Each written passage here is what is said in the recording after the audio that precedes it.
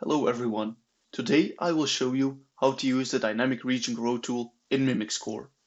The Dynamic Region Grow tool combines thresholding and region growing in one step.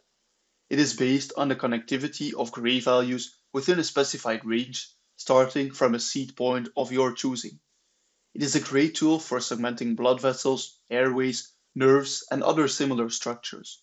To start, open up the Segment tab and select the Dynamic Region Growing tool.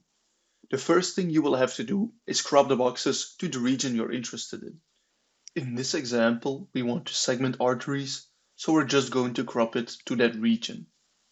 In the dialog box, there are a couple options that you can select. If you want to try to fill in any holes within your mask segmentation, you can select the option Fill Cavities. You can also select the option Multiple Layer so that it includes all the layers in the dataset. On top of that, you can also choose to get a 2D preview based on your seed point while moving over the images. As you move your cursor around, the seed point value changes based on what pixel value your cursor is currently on.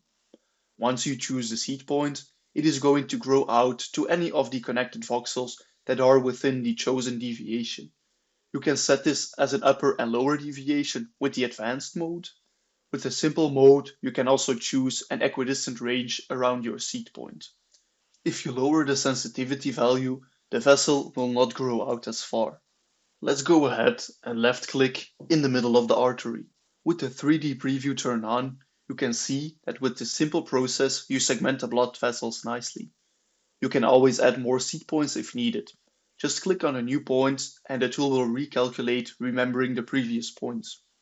This concludes the tutorial on how to use dynamic region growing.